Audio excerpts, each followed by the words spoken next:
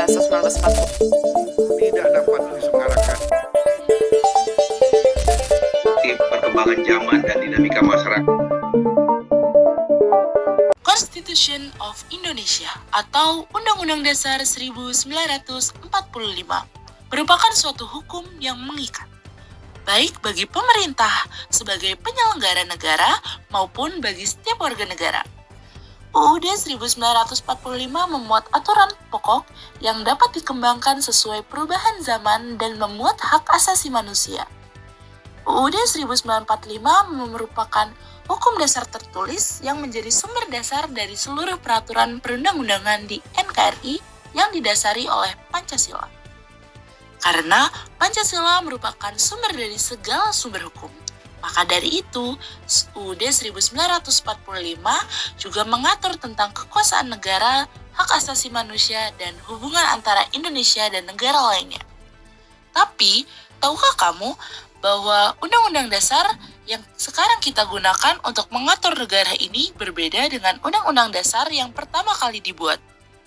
Karena ternyata sudah diamandemen atau diubah sebanyak 4 kali perubahan.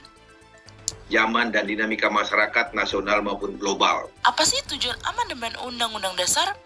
Menurut Husni Tamrin, tujuan amandemen UUD 1945 adalah menyatukan aturan-aturan dasar tentang ketertiban negara agar lebih utuh dalam pencapaian tujuan nasional dan juga menyempurnakan aturan-aturan dasar tentang jaminan atau pelaksanaan kekuasaan negara kepada rakyat, serta memperluas partisipasi masyarakat.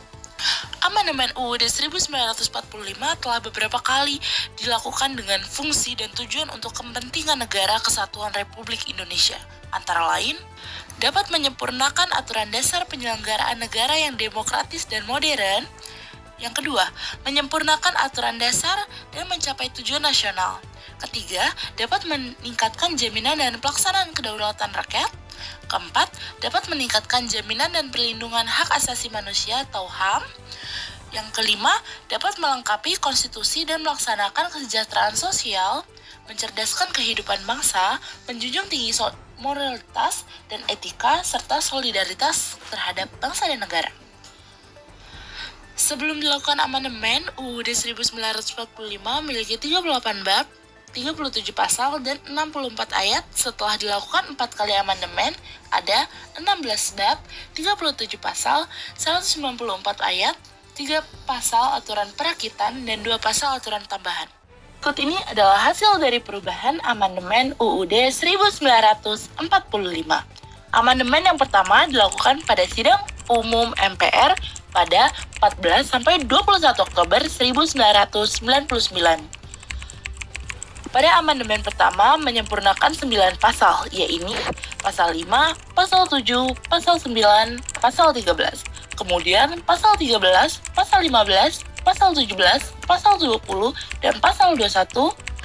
Ada 2 perubahan fundamental yang dilakukan, yaitu pergeseran kekuasaan pembentuk undang-undang dari Presiden ke DPR dan pembatasan masa jabatan Presiden selama 5 tahun dan sesudahnya dapat dipilih kembali dalam jabatan yang sama, hanya untuk 1 kali masa jabatan. Amandemen kedua. Amandemen kedua terjadi pada sidang tahunan MPR pada 7 hingga 18 Agustus 2001. Pada amandemen tersebut ada 15 pasal perubahan atau tambahan dan perubahan 6 bab. Perubahan yang penting itu ada 8 hal, yaitu 1. Otonomi daerah atau desentralisasi. Yang kedua, pengakuan serta penghormatan terhadap kesatuan pemerintah daerah yang bersifat khusus atau beserta istimewa dan terhadap kesatuan masyarakat hukum adat beserta hak-hak tradisional. Yang ketiga, penegasan fungsi dan hak DPR. Yang keempat, penegasan NKRI sebagai sebuah negara kepulauan yang berciri Nusantara dengan wilayah dan batas-batas dan hak-haknya ditetapkan dengan undang-undang. Yang kelima, perluasan jaminan konstitusional hak asasi manusia. Yang keenam, sistem pertahanan dan keamanan negara. Yang ketujuh, pemisahan struktur dan fungsi TNI dengan Polri. Yang kedelapan, pengaturan bendera, bahasa, lambang negara, dan lagu kebangsaan. Amandemen ketiga. Amandemen ketiga berlangsung pada sidang umum MPR 1 hingga 9 September 2001. Ada 23 pasal perubahan atau tambahan dan 3 bab tambahan. Perubahan mendasar meliputi 10 hal, yaitu penegasan Indonesia sebagai negara demokratis berdasarkan hukum berbasis konstitusionalisme. Yang kedua, perubahan struktur dan kewenangan MPR.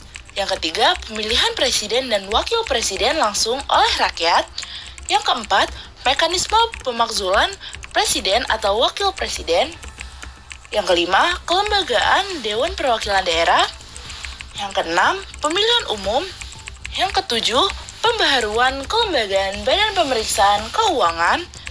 Yang kedelapan, perubahan kewenangan dan proses pemilihan dan penetapan hakim agung. Yang kesembilan, pembentukan Mahkamah Konstitusi. Yang kesepuluh, pembentukan Komisi Yudisial. Dan yang terakhir adalah amandemen keempat. Amandemen keempat dilaksanakan pada sidang tahunan MPR tanggal 1 sampai 11 Agustus 2002. Hasil amandemen UUD 1945 yang kedua meliputi 19 pasal yang terdiri atas 31 butir ketentuan serta 1 butir yang dihapuskan.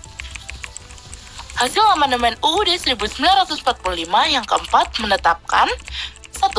Undang-Undang 1945 sebagai telah diubah dengan perubahan pertama, kedua, ketiga, dan keempat adalah Undang-Undang Dasar yang pada tanggal 18 Agustus 1945 telah diberlakukan kembali dengan Dekret Presiden 5 Juli 1959. Perubahan tersebut diputuskan dalam Rapat Paripurna MPR RI ke-9 tanggal 18 Agustus 2000, sidang tahunan MPR RI, dan mulai berlaku pada tanggal ditetapkan. Bab 4 tentang Dewan Pertimbangan Agung dihapuskan dan pengubahan substansi pasal 16 serta penempatan ke dalam bab 3 tentang kekuasaan pemerintahan negara ini. Jadi, kalian sudah tahu kan bagaimana perjalanan UUD 1945 yang kita gunakan sekarang telah melalui tahapan amandemen sebanyak 4 kali. Hal tersebut bertujuan untuk mengikuti perkembangan zaman agar aturan-aturan dapat dijalankan dengan maksimal.